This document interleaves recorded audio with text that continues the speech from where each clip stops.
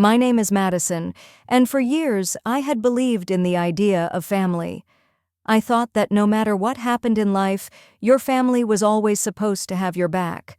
But that belief shattered on my 30th birthday. It was a typical Sunday when my parents called to invite me over for a birthday dinner. I had always looked forward to these gatherings, even if they were often filled with subtle tension. My family wasn't exactly perfect, but they were family, or so I thought. The day started like any other, with excitement and expectations. My mother had always been the one to plan the celebrations, and my father would often boast about how proud he was of us. This year, however, there was something different in the air. As I arrived at their house, I immediately felt it. There was an energy that was thick, a palpable excitement that didn't seem to match a normal birthday gathering. I walked in, expecting hugs, happy birthday wishes, and the usual routine of eating and chatting. But instead, there was a strange quietness. My mom smiled, but her eyes didn't match the warmth of her smile. My dad greeted me with a handshake, not the usual bear hug I was accustomed to. Even my siblings, who I thought I was close to, had strange expressions on their faces, somewhere between excitement and something else I couldn't put my finger on. As we sat down for dinner, my mom announced, "We have something special to talk about tonight, Madison." At first I assumed it was just a simple family update or something personal, but as my dad started speaking, I immediately felt my stomach churn. "Madison," he said, his voice steady but tinged with something cold, "this birthday isn't just about celebrating you. We need to discuss something important." I stared at him, feeling a knot in my throat. "What's going on?" I asked, a wave of confusion sweeping over me. My brother, sitting across the table, cleared his throat. "Well, it's about your inheritance," he said, his tone too calm for my liking. Inheritance? The word felt like it was being whispered as a form of betrayal. I had never thought much about it. My parents were relatively comfortable, but the talk about inheritance always seemed like something for later, a vague concept in the distant future. But this time, it sounded different. This time, it felt personal. "You've always been so busy with your work, Madison," my sister chimed in, her eyes avoiding mine. "And we've been thinking. Well, we're all in agreement about the matter." I felt my heart race. "What do you mean?" "What's going on?" I asked, my voice rising as my mind raced. "This inheritance," my father continued, "well, it's not going to go to you in full anymore." I blinked, the words hitting me like a slap in the face. "What? What are you talking about? I've been working hard all these years, and this is my inheritance. It's mine." My brother's face tightened, and my sister looked at me with an almost smug expression. "We've decided, Madison," my brother said.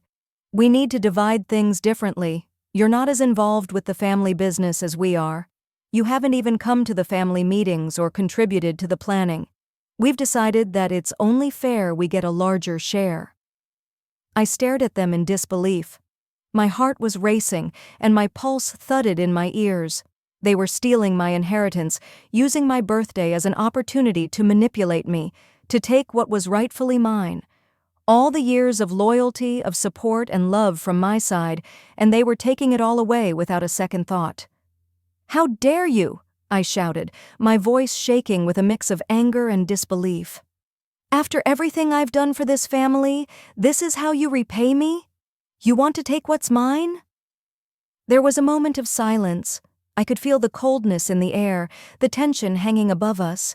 But instead of backing down, something inside me snapped. I wasn't going to let them get away with this. "I'm not going to let you steal my future. You think this birthday party is a joke?" I said, standing up and turning to face them all. "You think you can take everything I've worked for and I'll just sit here quietly? Well, you're wrong." With that, I turned and walked out of the room, my mind racing. This wasn't just a birthday, this was a betrayal, and I wasn't going to let them take what was mine without a fight. I stormed out of the house, my heart pounding in my chest. The shock was overwhelming, and I could feel the sting of betrayal deep inside. How could they do this? How could my own family, the people I trusted most in the world, try to take something that was rightfully mine? The anger bubbled up inside me, and I knew I had to do something about it. I walked for what felt like hours, not knowing where my feet were taking me.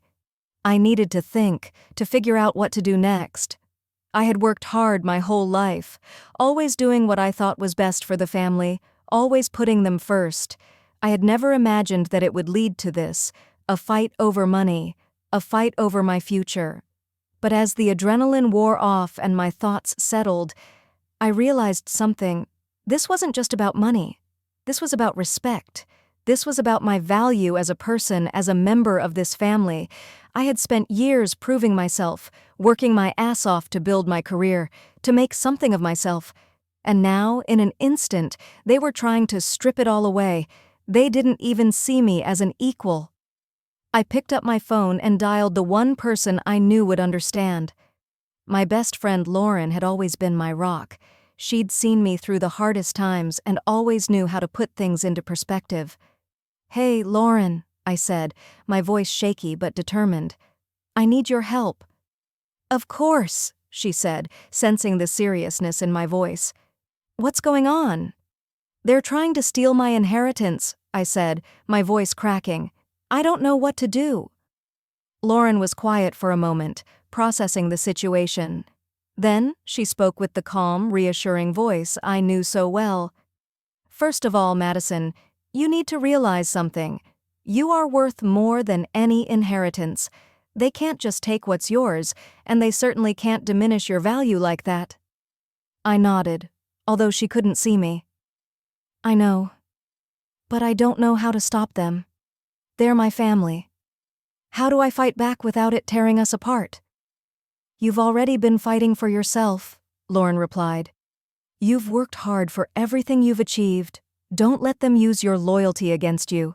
This is your chance to show them that you don't need their approval or their money to succeed." Her words hit me hard. I had spent so much time seeking validation from them, thinking that their approval was what I needed to feel successful. But now it was clear. I was the one who had the power, not them. I wasn't going to let them decide my worth anymore. "I need to take control of this," I said, the anger now giving way to a sense of determination.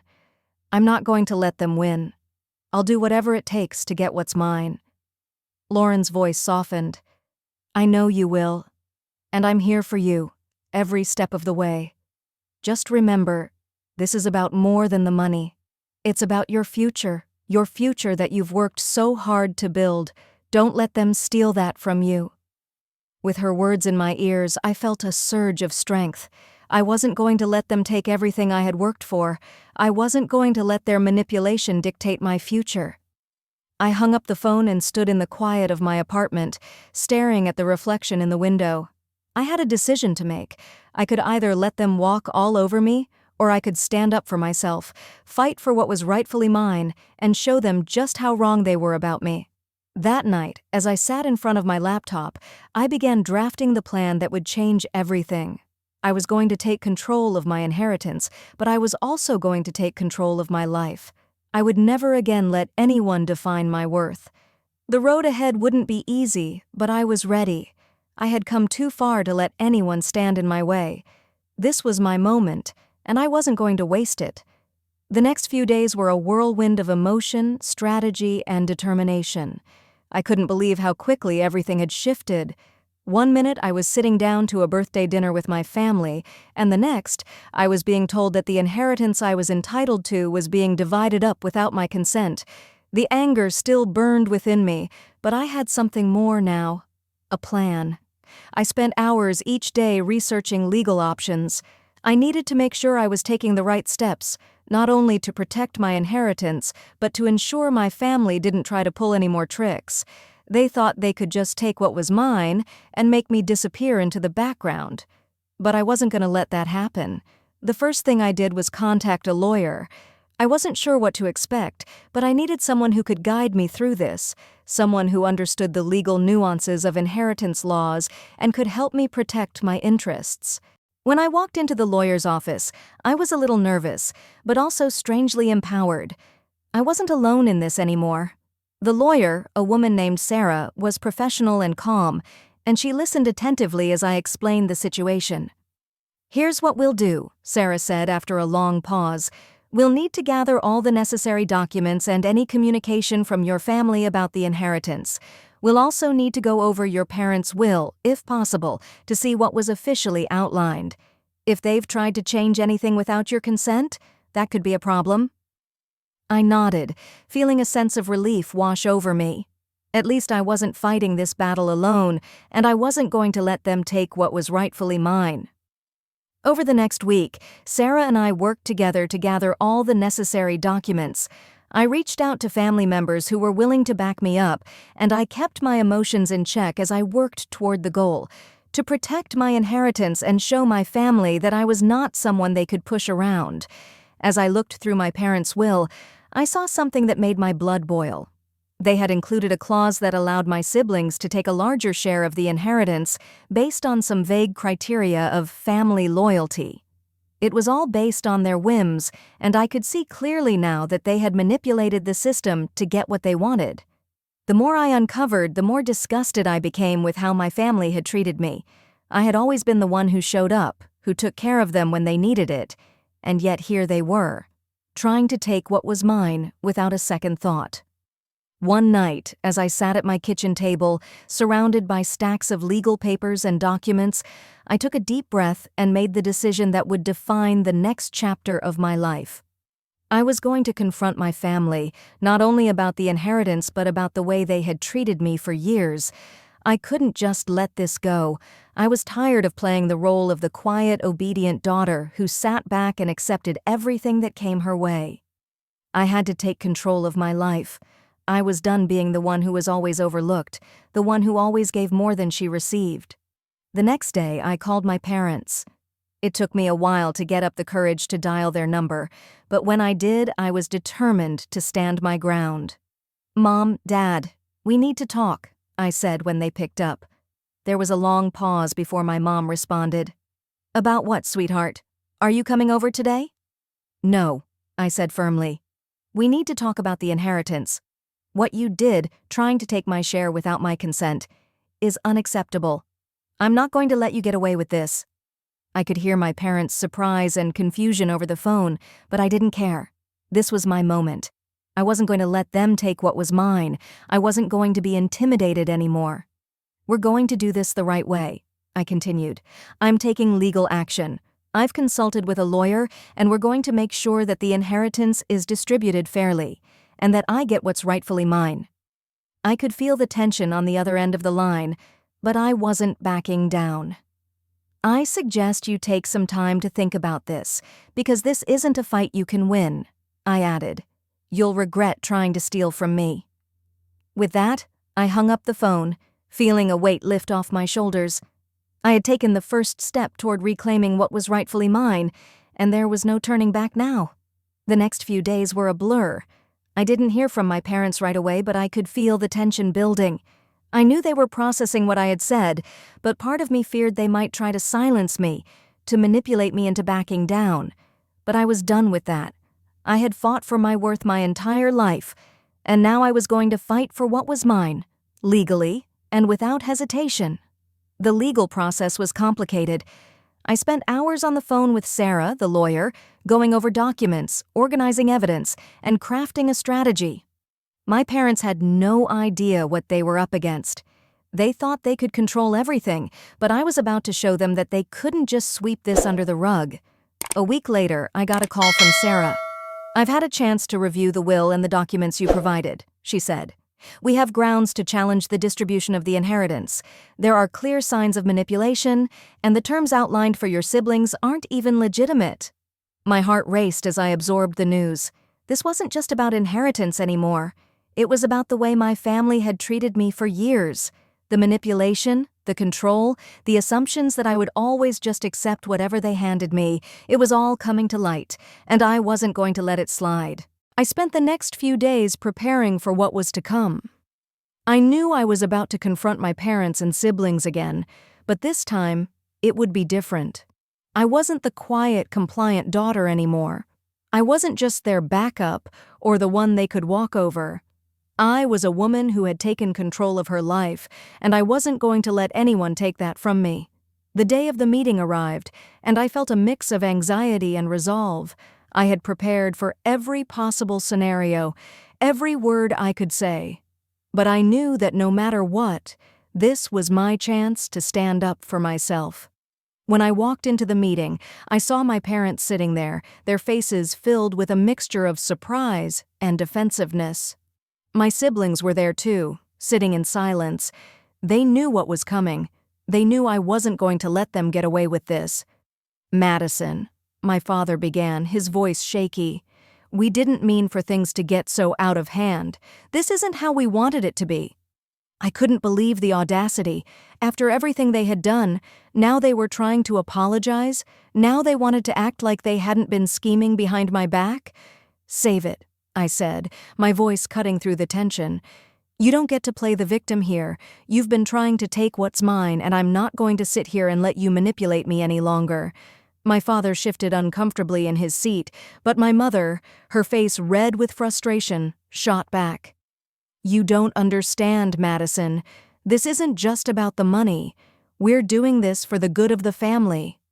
"For the good of the family?" I repeated incredulously. "No, this is about control. This is about you thinking you can decide my future without my consent. You've made decisions for me my entire life, and I'm done. I'm not your puppet anymore. I'm taking charge of my own life." There was a long pause, and I could feel the weight of my words settling in the room. This was it. I wasn't backing down anymore. "I've already spoken with my lawyer," I continued, my voice steady. "We're moving forward with the legal challenge, and I will make sure that my inheritance is divided fairly, according to the will, not your version of things." The silence was deafening. My siblings looked at each other, unsure of how to react. My parents, now realizing they had no control over the situation, finally fell silent. "You think you can just take what's mine?" I asked, my eyes narrowing. I've worked for this. I've worked for everything I have, and I won't let you take it from me just because you think you can."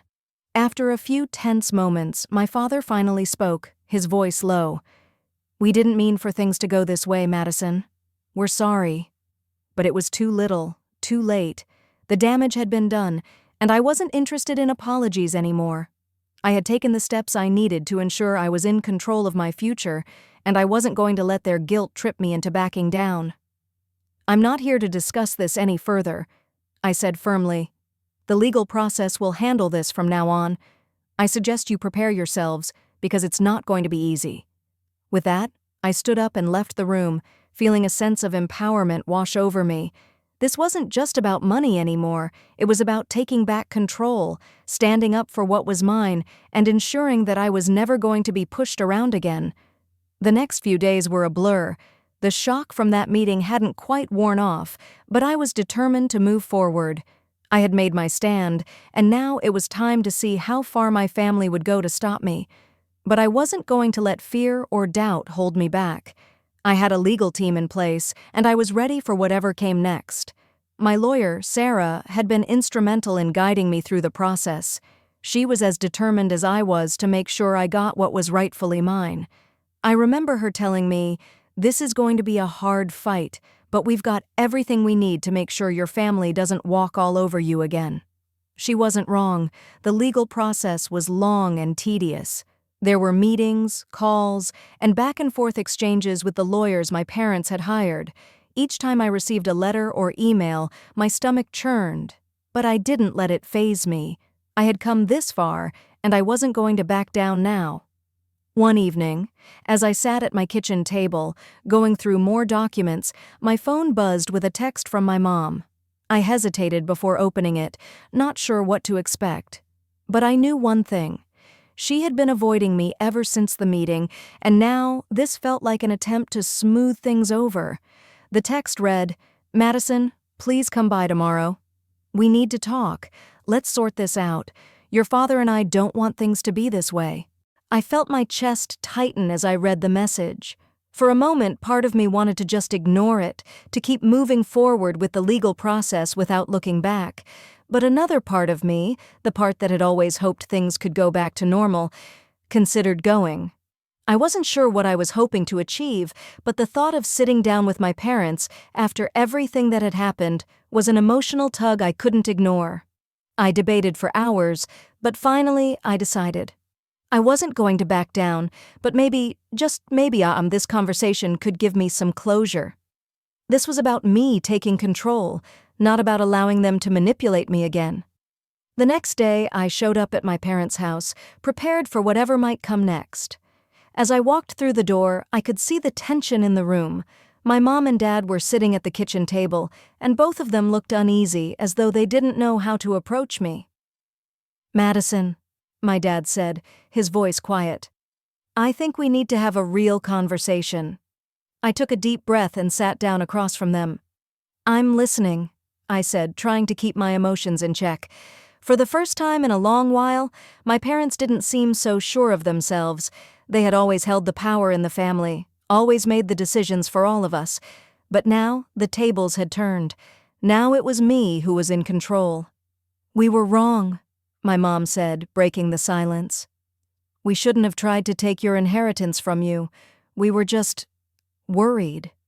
Worried about the future, about all of us." I blinked, surprised by her honesty. "Worried about the future? You didn't think about how your actions would affect me, or how it would destroy our relationship?" She looked down, unable to meet my eyes. "You're right. We were selfish. We thought that you had everything you needed, and we didn't realize how much it hurt you to be left out of decisions like that. We are truly sorry." I nodded, absorbing her words. This was what I had needed, an apology. But I wasn't going to let them off the hook that easily. This apology wasn't enough to erase the years of favoritism and manipulation, the ways they had taken advantage of me. It wasn't enough to fix what had been broken. "You can't just apologize and expect everything to go back to normal," I said, my voice calm but firm. "What you did was wrong, and it doesn't just go away with a few words, but it's a start." My dad nodded in agreement. "We'll fix this, Madison. We'll make sure you get what's yours, and we'll make it right." I looked at them both, weighing their words. I wasn't sure if I could fully trust them again, but I could see that they were genuinely remorseful. This wasn't just an apology to get me to back down. They seemed to realize the gravity of what had happened. "I appreciate the apology," I said after a long pause, "but it's going to take time, and I'm going to keep moving forward with the legal process to make sure everything is handled properly." They both nodded, understanding that there was no going back from here. I had made my stand, and they knew that nothing would be the same again. My parents had underestimated me for so long, but now they saw that I wasn't going to let them control my life any longer. As I walked out of the house that day, I felt a weight lift from my shoulders. I wasn't just taking control of my inheritance, I was taking control of my life, my future, and my worth. I had found my strength, and nothing was going to take that away from me. The days that followed felt like a turning point. The weight of what had happened began to sink in. But so did the understanding that I had done something that I never thought I would be able to do. I had stood up for myself. I had taken control, not just of the inheritance, but of my entire life. The legal process continued. My lawyer and I worked tirelessly, going through each document, proving my case, and making sure everything was in order. At every turn, my parents and siblings fought to shift the focus, but they quickly realized that I wasn't backing down.